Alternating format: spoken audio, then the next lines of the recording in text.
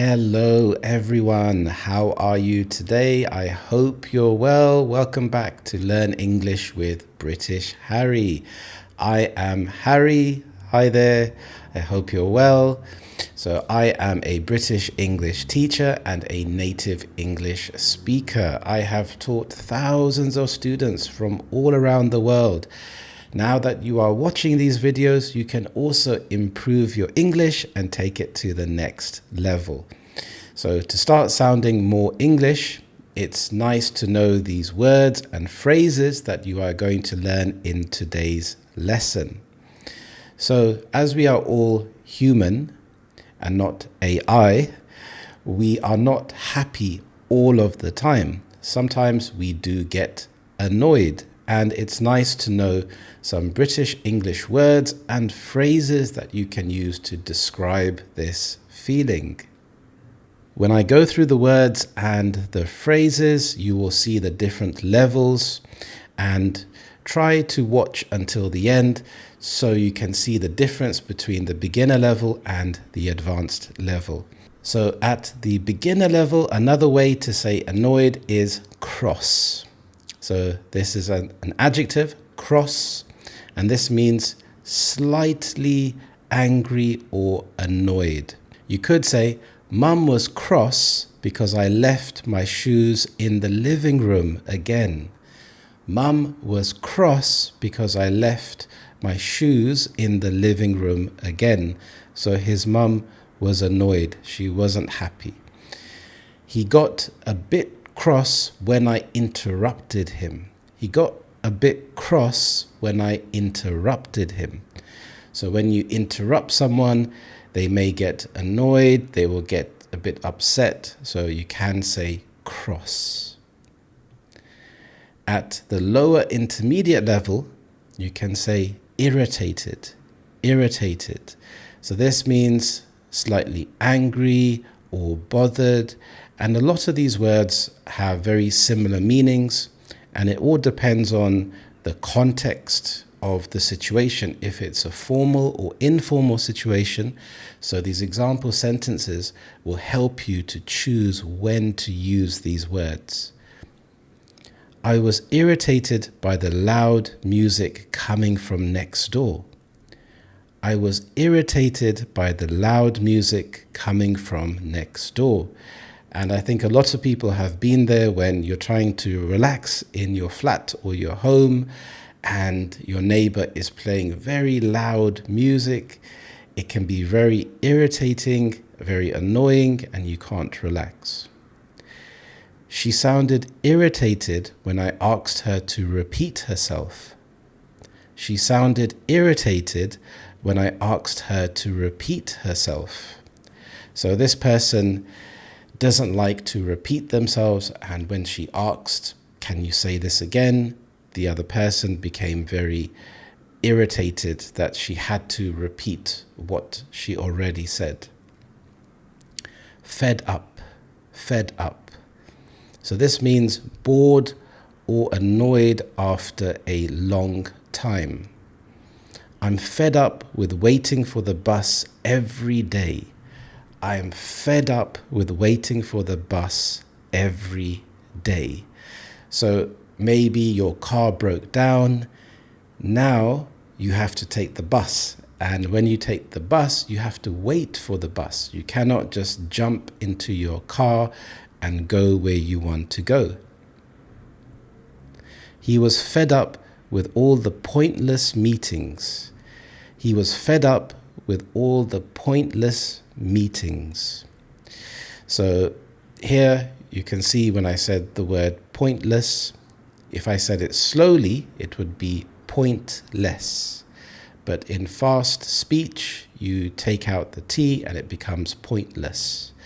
So maybe he's fed up with having so many meetings all the time, and the meetings aren't really useful. They're just a way to fill up time during the day, and they are wasting his time. Wound up, wound up. This means tense or irritated. If you think about something you have to wind up, and sometimes you have to twist it. If you have a hose that you water the garden with, sometimes some people have a special place where they put the hose, which is a long tube, and water comes out of the tube. So you can put it back on the wall and you can wind it up. So here we have wound as in the past tense. So I always get wound up before exams. I always get wound up before exams. So he's very tense before the exams. He gets very stressed and wound up. So rather than being nice and relaxed and having open body language, maybe his shoulders are hunched. To hunch means that your shoulders go forward, you round your shoulders. Maybe you have a very closed posture rather than being open and relaxed. Don't get so wound up, it's not the end of the world. Don't get so wound up, it's not the end of the world. So you could say this to someone if someone is really stressed out. Maybe something happened and it's not such a big deal. So don't get so wound up about it. Put out. So this means to be annoyed or inconvenienced. So put out. So say if you have to travel for 2 hours to see a friend to drop off a book, you're going to be put out. And maybe your friend doesn't want you to be put out, so they could arrange to meet you another time. He seemed really put out when we changed the meeting time. He seemed really put out when we changed the meeting time. So here he is really annoyed. Maybe he made all of these plans during the day. So he scheduled the time to have the meeting. And now that the meeting has changed, he's really annoyed because maybe he wanted to do other things and he scheduled that time. So he's really annoyed. I felt put out by the way they dismissed my suggestion. I felt put out by the way they dismissed my suggestion. In a huff. In a huff. So this phrase means to be in a bad mood due to annoyance. Someone can be in a huff. So she stormed off in a huff when I disagreed with her. She stormed off in a huff when I disagreed with her. So to storm off means she just left, and it was maybe quite dramatic. So she left in a very bad mood. Don't go off in a huff, I was only joking. Don't go off in a huff, I was only joking. So maybe you are teasing someone, and before they get up and go away, you can see that they are starting to get annoyed. Get on someone's nerves. Get on someone's nerves.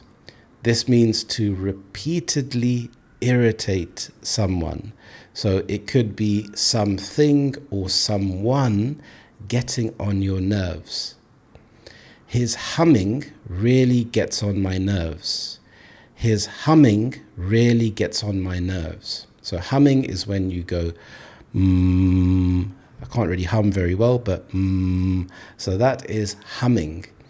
And there could be other things that really get on your nerves. It could be people cutting their fingernails or their toenails or eating with their mouth open. So these things could get on your nerves. Kick off. Kick off. This is a nice phrasal verb. This means to suddenly act angrily or to cause a scene. So the key thing to understand here is that it's quite sudden. So he kicked off when someone parked in his spot. He kicked off when someone parked in his spot. So he was about to park his car, and then someone else quickly parked in that space. So he kicked off. He became very angry very quickly. Don't kick off. Calm down first. Don't kick off. Calm down first. Maybe there's someone that is about to become very angry. And to calm them down, you could say, don't kick off. Well done. Let's have a look at the upper intermediate. So we have peeved. Peeved. This means to be annoyed or cross. She was peeved when no one told her about the change. She was peeved when no one told her about the change.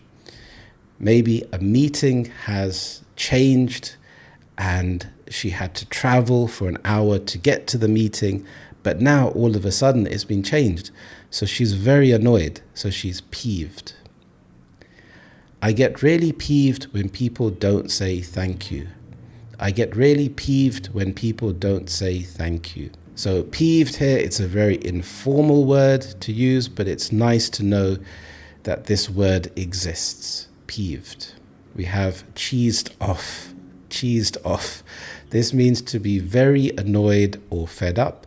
Again, this is very informal, so I wouldn't say this in a meeting. I would say this around friends or people that you know well. I was cheesed off when they gave the promotion to someone who's only been here a month. I was cheesed off when they gave the promotion to someone who's only been here a month. So this person is very annoyed, very fed up because he's been working very hard. Maybe he's been at the company for a long time and he's waiting for that promotion. But there's only someone that's only been there for a month and they got the promotion instead of him. So now he's very cheesed off. He gets cheesed off every time someone parks in his space. He gets cheesed off every time someone parks in his space. So he gets very annoyed here. Miffed. Miffed. Another informal word, but this means when you are slightly annoyed or offended. She looked a bit miffed when I didn't compliment her dress. She looked a bit miffed when I didn't compliment her dress. Maybe your partner asks you about how she looks in a dress, or actually maybe you forgot to give her a compliment. And so now she's very angry that you didn't say that she looked beautiful in that dress. So she's very miffed. I was miffed that he didn't invite me to the party. I was miffed that he didn't invite me to the party. So you're really annoyed and a bit offended as well that why didn't he invite me to the party? Because we're friends. So you can be miffed. Knocked. Knocked. Again, this is extremely informal and this means to be annoyed or upset. I was a bit knocked when he forgot my birthday.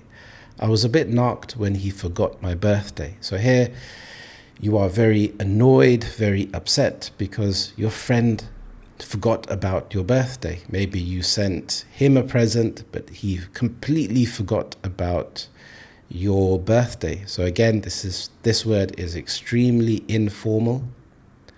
Rubbed the wrong way. Rubbed the wrong way. This is an interesting idiom. This means to unintentionally irritate or annoy someone. So you don't mean to annoy the other person, but they just rub you the wrong way.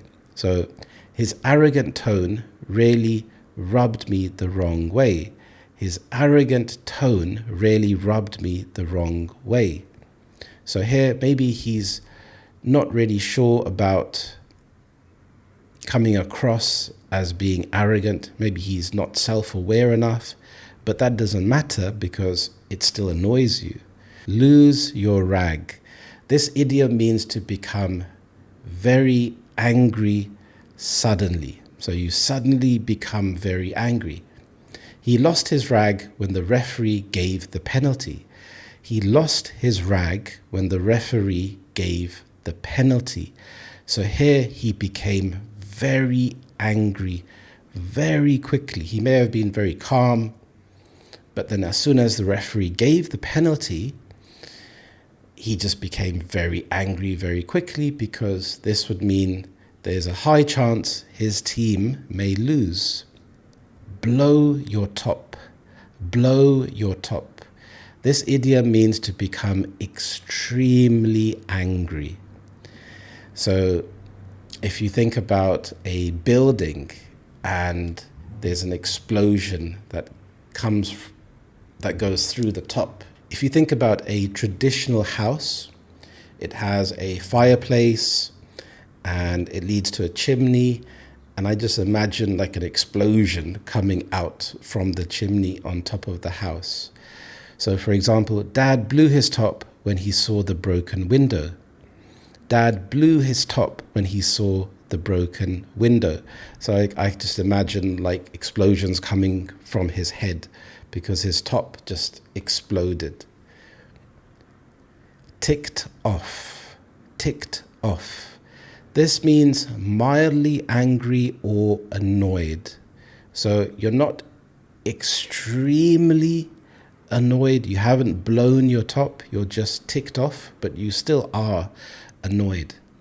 He was really ticked off about missing the train.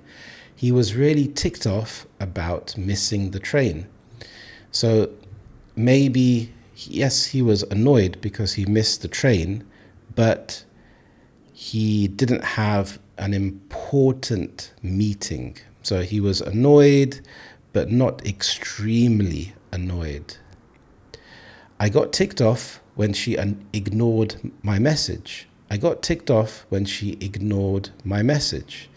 So maybe you sent someone a message. It's not hugely important. She ignored the message, but it's not such a big deal. It's just annoying. So you can actually speak to her in real life the next time you see her. Hacked off. Hacked off. Again, this is informal, and this means to be very annoyed or fed up. I was hacked off with how they treated me. I was hacked off with how they treated me. So maybe a person was fired from their job and they weren't given a lot of notice. So notice is when a job says to you, okay, we cannot keep you, you are fired or sacked. This means that you have lost your job.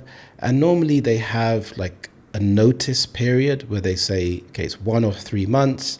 So you have some advanced warning. So you can start looking for another job.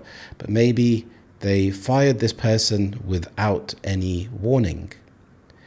Throw a wobbly. Throw a wobbly.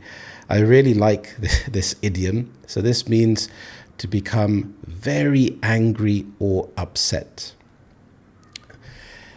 I imagine jelly.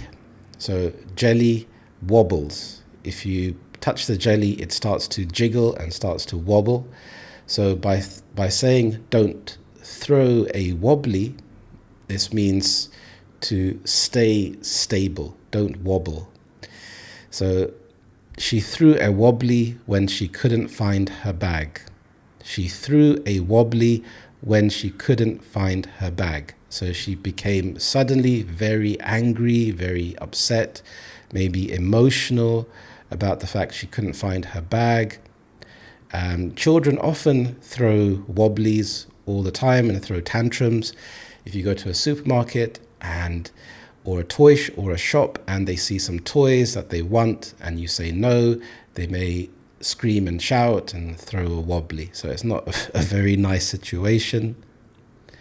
My boss threw a wobbly after the printer jammed again.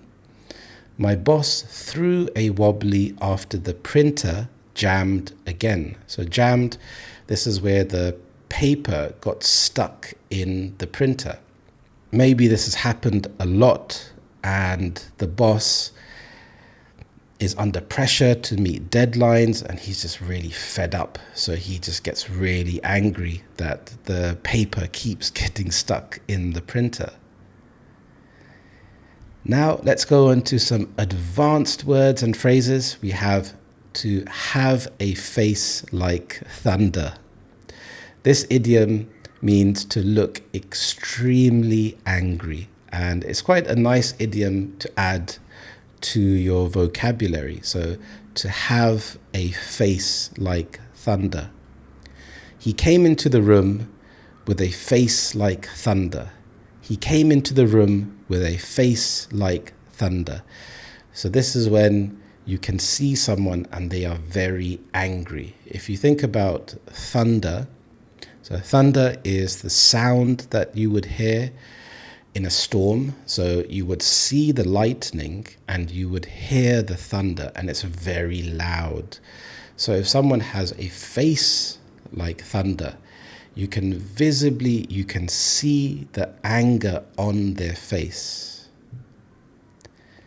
After the meeting, she had a face like thunder. After the meeting, she had a face like thunder.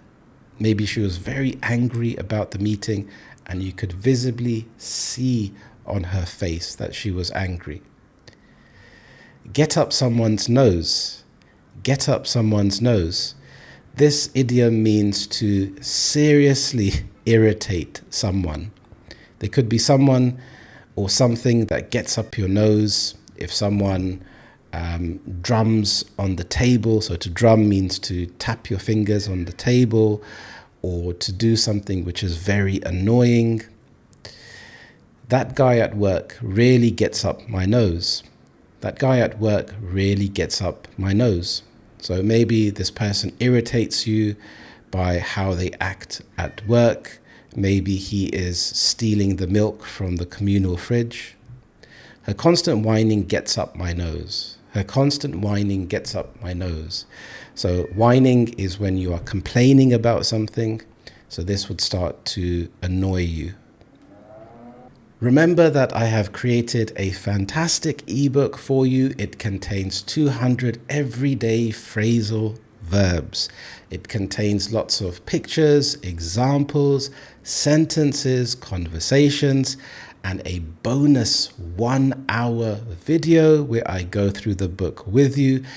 There is a lot of value there, and it really helps you to improve your English. You can go to my website, britishharry.com, or check out the link in my description below. I have also created a free ebook for you. It contains 5 tips to help you to improve your English. You will also find a link to this in my description. Thank you so much for watching. To keep improving your English, watch this video next. Thank you so much. Have a wonderful day, and I will see you in the next lesson. Thank you, and bye-bye.